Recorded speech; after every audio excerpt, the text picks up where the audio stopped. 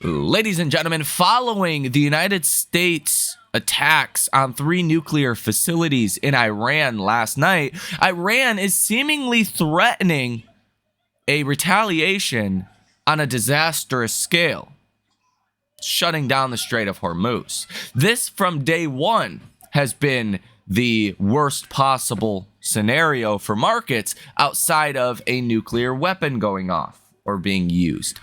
In this video, I will give you the latest details, what's happening, what the current situation looks like, and how this is likely going to impact markets coming tomorrow morning. You can see risk assets like Bitcoin sold off from about $103,000 or so down to about $99,000 at the time of recording this video. Ethereum down about 8-9%.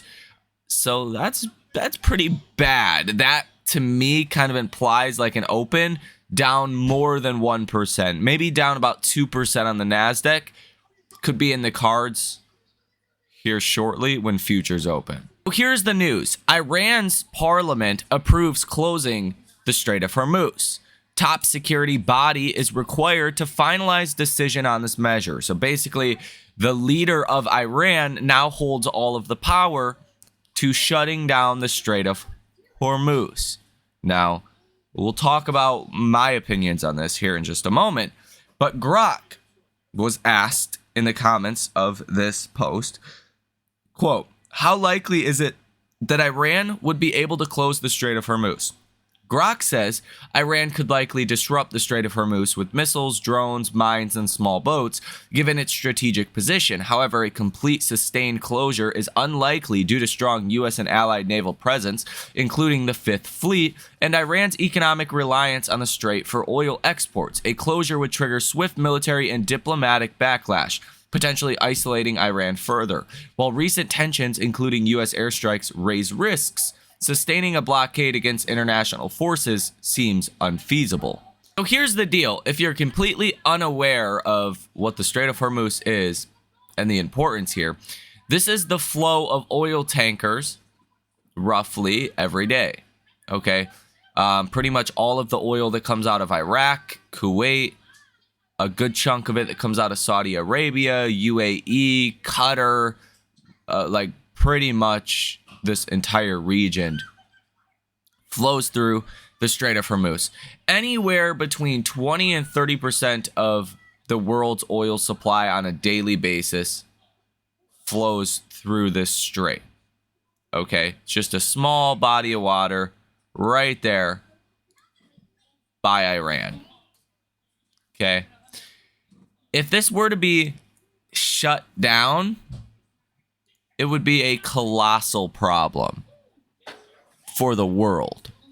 Not just like, Israel and the US, but for everyone, for literally every country in the world. Because oil is a globally traded commodity.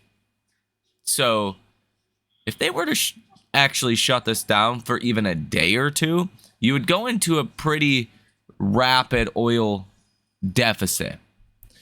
And you would see energy skyrocket. Now, even the threat of shutting down the Strait of Hurmuz is likely going to boost oil probably 10% tomorrow, if I were to imagine. Maybe even more than that. And oil has the biggest economic impact of anything ever. You don't even have to shut down the Strait of Hurmuz to move energy prices. The threat of the Strait of Hurmuz being closed is going to raise energy prices. It's going to raise fuel prices. It's going to raise oil prices coming tomorrow. And that is the single biggest, catalyst for the economy at any given moment. Okay. If gas is $6 a gallon on a national level, imagine the economic catastrophe that would be. Okay, or if it goes up $1, like that is billions of dollars every day that people have less money to spend in the economy. Vice versa, if energy falls, it's the biggest help to the economy for the same reason. Now, also from the Fed's perspective, an oil price shock at this point is not going to give the incompetent Fed more confidence to cut rates sooner.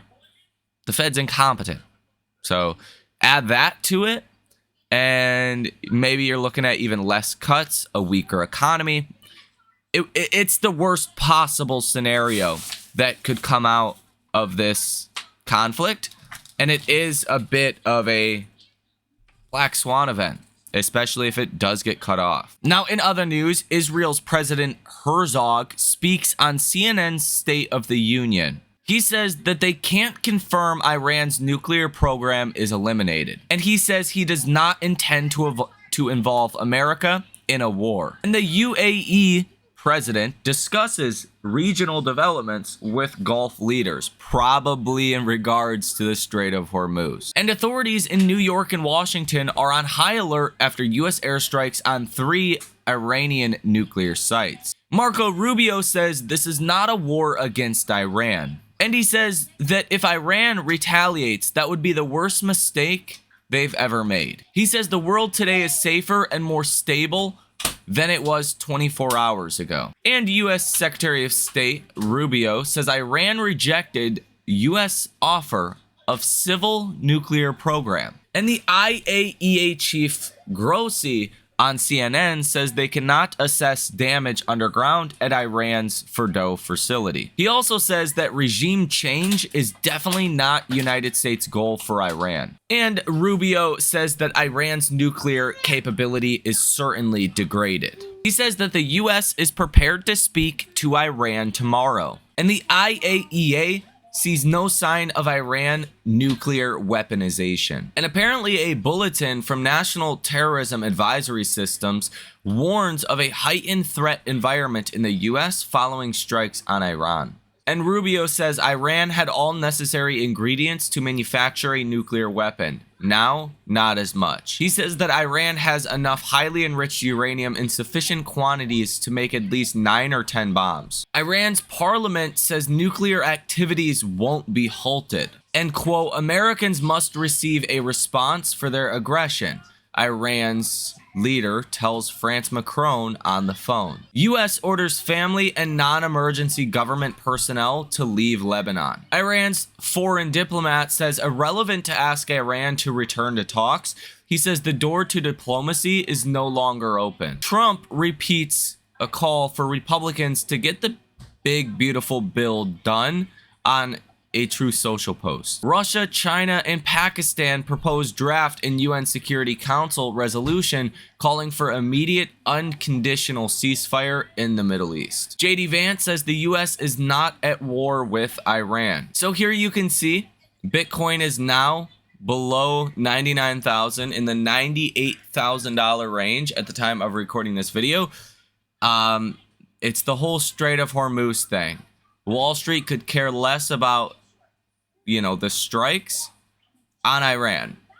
It's the Strait of Hurmuz comments, the threat of that being choked off, and the economic damage that could happen to the economy that is going to likely send risk assets lower coming tomorrow morning. To what extent? That's the question. And it just so happens on a day like today where there's bad news, Tesla is launching the Robotaxi. Today is June 22nd. Now, there is also the case to be had that higher energy prices could actually be a positive catalyst for Tesla because it's going to push more people to look at EVs. So from a demand perspective, higher gas prices, again, could be a positive catalyst for Tesla. So I don't think this whole situation necessarily needs to be positive for Tesla stock, although Tesla has a high beta and it tends to, underperform a lot more than the broader markets when markets come under pressure. But I could see a scenario where a sharp rise in energy prices tomorrow could actually lead to a little bit of buying in Tesla stock. So be on the lookout for that. Again, especially considering we launched the Robotaxi today. A senior staff engineer at Tesla AI says shout out to the camera self-cleaning teams on mechanical, aerodynamic, and firmware engineering. Also, thanks Elon for pushing the teams to think outside of the box. He pushed this idea way back. Tesla AI also posted on X and said, something happening today? With a question mark, and Ashok Alashwami, the head of autopilot and AI at Tesla, seen as like the right-hand man in terms of full self-driving to Elon Musk himself, he puts this little emoji under it, and yeah, everyone is just waiting to see the videos, some of the images that come out, and maybe some of the commentary from Elon. Again, as I've said before, what really matters with Robotaxi is scalability. It's great to have 10 Robotaxis out on the road doing Robotaxi rides, but that's not going to move the needle for Tesla. If 10 was the cap, it would be a non-event for Tesla. Okay? The question is, how fast does it scale? How many Robotaxis get out on the roads? For context, Waymo has like 600 out on the road.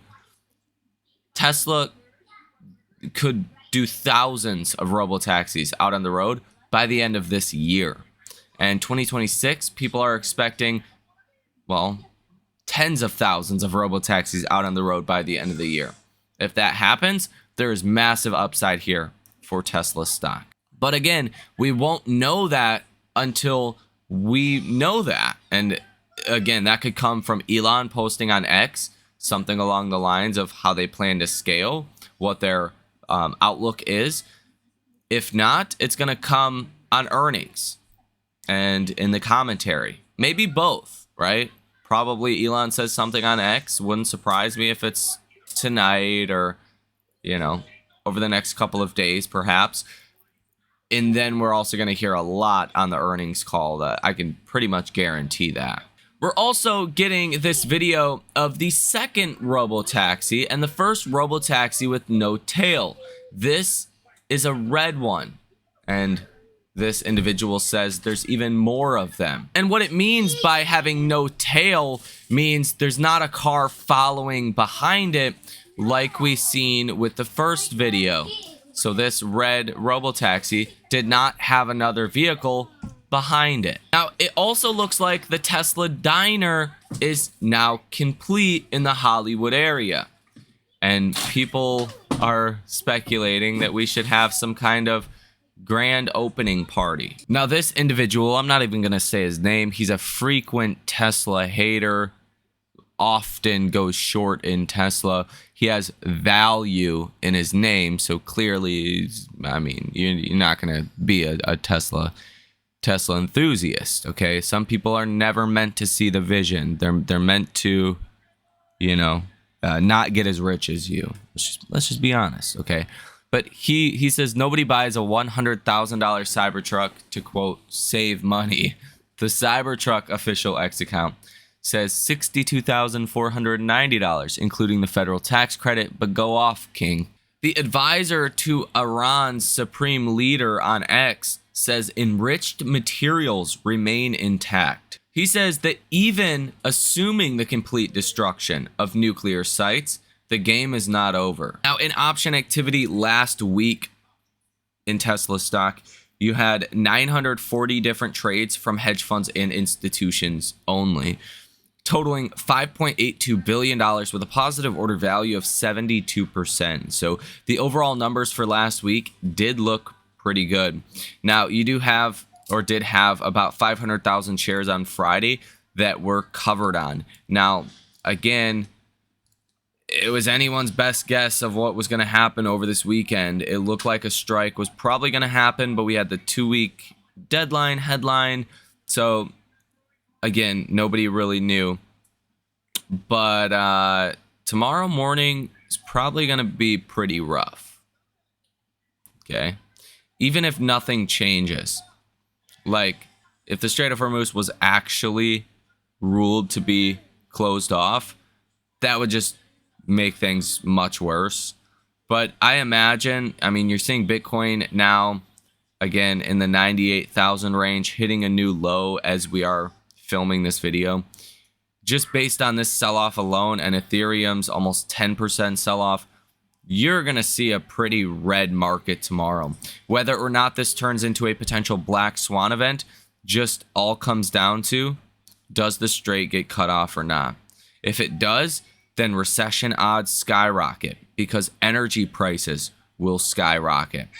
And that is the big threat in this situation. So let me know your thoughts on this down below in the comment section. We'll talk more specifically about Tesla and the week ahead, including economic data and more in the next video.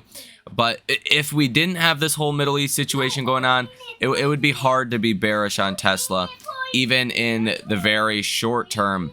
But with this whole Middle East situation, again, is it taken as a positive catalyst for Tesla because of higher energy prices? I mean, you could make that argument. Is it just all around? I mean, is it so bad that higher energy prices don't really matter, right? That's not seen as a positive. There's so many different potential outcomes here. I don't want to jump the gun and make any one conclusion. We also have not heard what the U.S. response would be if the Strait of Hurmuz was cut off, which we already know what that would be. That would be, opening up that strait as soon as possible. So let me know what you guys think about this down below in the comment section. Hit the like button and subscribe to the channel if you have not done so already. If you guys want to come trade with us live in real time every time we make trades, check out that link down below in the description of this video. We have made quite a few big trades recently, and these are under the radar stocks. These are not stocks that you've probably ever heard before, but they are stocks, again, that are underlooked, that are undercovered, and those are the areas, where you get a $2 stock that goes to 50 and everyone's like, oh my gosh, like nobody knew about that thing when it was at $2. When it's at 50, now it's getting everyone's attention. I'm looking for and investing in the stocks that I think are small companies today that will be much higher in the coming days, weeks, and months from now. That's the goal. That's the objective. I have a lot of due diligence coming out on 2 stocks in particular that I've recently bought in the last couple of days that are, I mean, it's crazy how underlooked these stocks are. It makes no sense. But nonetheless, due diligence coming out tonight on those. So check it out if you guys would like to. You guys have a great rest of your day, and I will see you in the next one.